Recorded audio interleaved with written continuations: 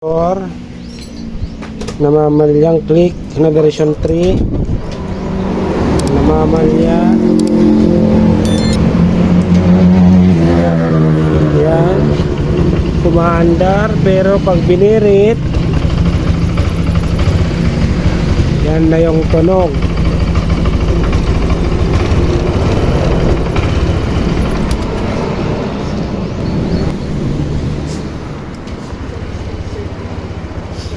Kumaandar yung motor pero hindi tumutuloy pag sinisinyaduran.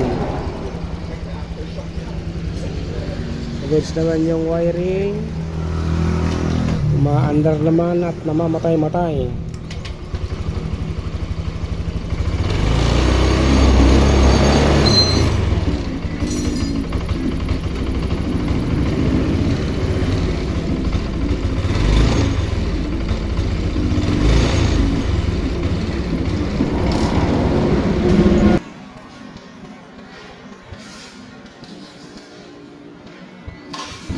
Honda Click version 3.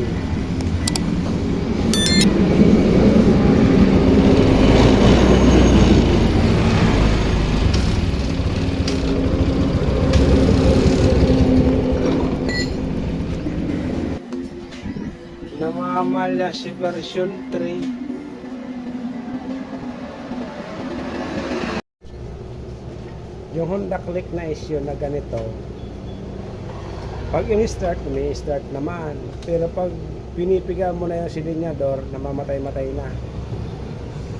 Ito yung paraan na para malaman mo kung ano yung dapat mong gawin. Lahat ng chinek, pati yung injector, spark plug, na tinignan natin yung injector, yung buga ng kasalulang injector. Doon lang medyo kaunti lang na hindi siya masyadong pino.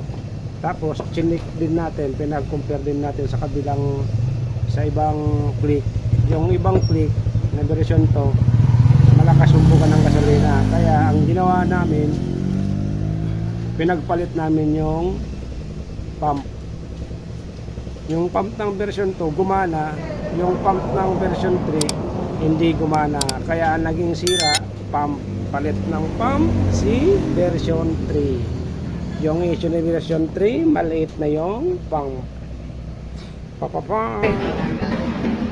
Ang auto ng Honda Click natin, yan ang auto ng Honda Click version 3, 5,878. Auto pa lang, bumigay na yung pump. Ito yung pump niya. Maliit na yung pump niya, maliit. Ang ipinalit natin dito, pansamantala, yung pang Honda Click version 2. Paandarin natin. Yan na. Umandar na yung motor sa isang iglap lang. Pagpalit lang ng fuel pump.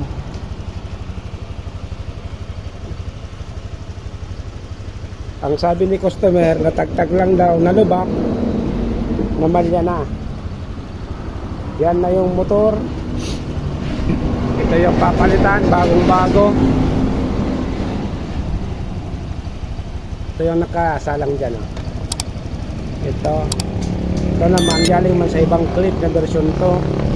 Nagiram lang tayo para matesting natin kung ano talaga yung pinakasira.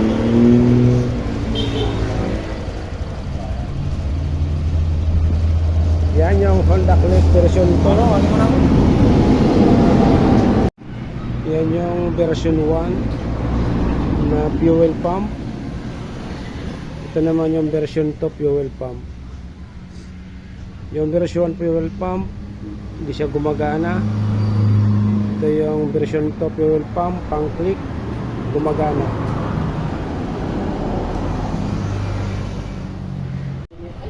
Halos nakalas na lahat. Ayan o, halos nakalat na lahat. Na-check na ang lahat ng wiring, goods na. Wala naman lost connection. Ito lang talaga yung pinaka main na problema niya. Pati yung injector, kung ano yung mga chinik dyan, na-check na lahat. Ito yung supply ng gasolina na naging problema.